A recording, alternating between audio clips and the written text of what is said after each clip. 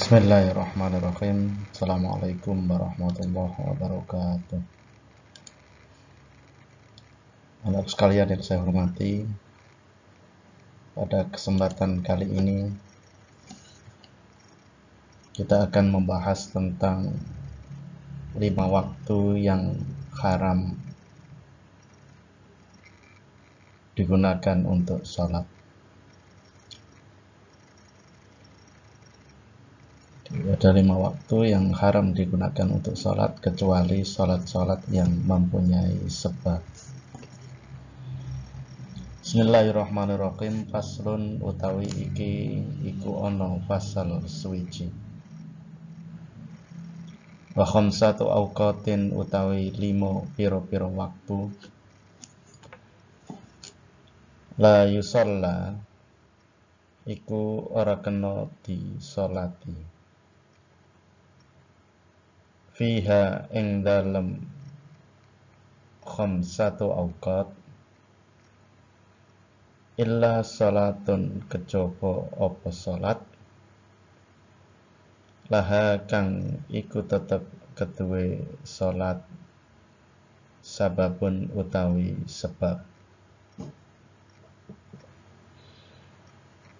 Jadi ada 5 waktu yang di situ tidak boleh digunakan untuk sholat kecuali sholat-sholat yang mempunyai sebab. 5 waktu tadi, yang pertama ba'da sholatis subhi, yaiku ing dalem sakwise sholat subuh, hatta tatlu'a sehingga muncul as-samsu apa srengenge. Yang pertama setelah sholat subuh sehingga muncullah matahari. Sampai munculnya matahari ini tidak boleh melakukan sholat sunnah.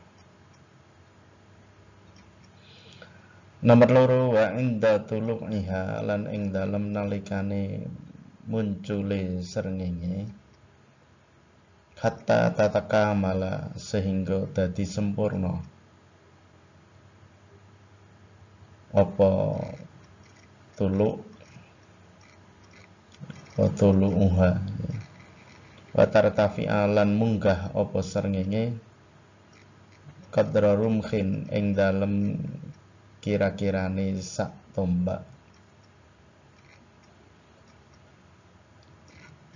Yang kedua adalah ketika matahari muncul sampai matahari sempurna dan meninggi kira-kira kadar 1 tombak. Yang nomor 3 wa idzastawat, lan ing dalem nalikane istiwa, ing dalem nalikane jejeg apa srengenge, hatta tazula sehingga lingsir apa srengenge. Yang ketiga adalah ketika matahari lurus di atas kepala kita sehingga matahari bergeser ke arah barat. Yang keempat adalah wa ba'da sholatil asri, lan ing dalem sakwise salat asar, hatta taghruba sehingga surup as-samsu apa srengenge. Yang nomor 4 adalah salat setelah salat asar sampai matahari terbenam. Yang kelima wa 'indal ghurubi, lan ing dalem nalikane surupe srengenge, hatta yatakamala sehingga dadi sempurna apa ghurubuha apa surupe srengenge.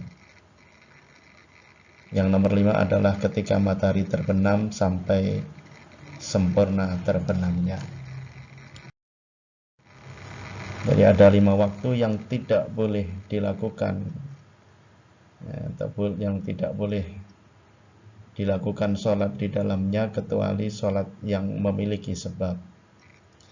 Yang pertama adalah melakukan sholat atau sholat sunnah setelah sholat subuh sampai terbit matahari. Yang kedua, saat terbit matahari sampai sempurna dan naik sekitar 1 tombak. Yang ketiga, ketika matahari tepat di tengah sampai matahari condong ke arah barat. Yang keempat, setelah sholat asar sampai matahari terbenam. Dan yang kelima, saat matahari terbenam sampai sempurna terbenamnya. Ada beberapa catatan yang perlu diperhatikan di sini. Pelarangan makruh atau sholat itu hanya berlaku bagi sholat-sholat yang tidak memiliki sebab. Jadi kalau memang sholat tersebut memiliki sebab, maka sama sekali tidak ada pelarangan. Dan sebabnya terletak di awal atau bersamaan. Seperti mengqadha sholat wajib yang tertinggal. Jadi masalah mengqadha sholat ini boleh dilakukan di waktu kapanpun. Karena ini punya sebab, yaitu mengqadha sholat. Jadi tidak haram qadha dilakukan setelah sholat asar, setelah sholat subuh. Ini tidak apa-apa. Yang kedua, melakukan sholat sunnah yang dijadikan kebiasaan atau wirid. Ini tidak dimakruhkan. Yang ketiga, sholat janazah. Sholat janazah setelah sholat asar tidak apa-apa. Setelah subuh tidak apa-apa, tidak dilarang. Atau sujud tilawah atau sujud syukur, ini tidak ada larangan, baik itu setelah asar maupun setelah sholat subuh, tidak apa-apa. Atau sholat gerhana matahari atau gerhana rembulan, ini juga tidak apa-apa. Kok pas istiwa ini terjadi gerhana matahari, maka tidak apa-apa, tidak dimakruhkan. Selanjutnya lagi sholat istisqa atau sholat minta hujan, ya. Menurut kaul yang as-shah, yang paling sahih, ini juga tidak dimakruhkan dilakukan ketika pas istiwa misalnya, atau setelah asar, tidak apa-apa. Namun ada beberapa sholat yang memiliki sebab tapi tetap dimakruhkan sholat, seperti sholat istikharah. Sholat istikharah sampai lakukan di waktu-waktu 5 itu, maka ini makruh, ya. Atau sholat 2 rakaat ikhram, menurut kalau kang as-shah yang paling sahih, ini juga makruh dilakukan dengan alasan bahwa sebabnya terletak di akhir.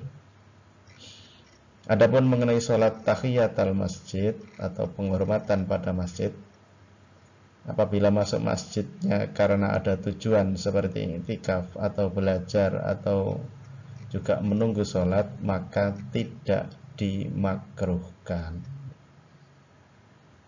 Tahiyatul masjid ini juga tidak dimakruhkan. Saya kira ini yang perlu diperhatikan. Saya akhiri. Assalamualaikum warahmatullahi wabarakatuh.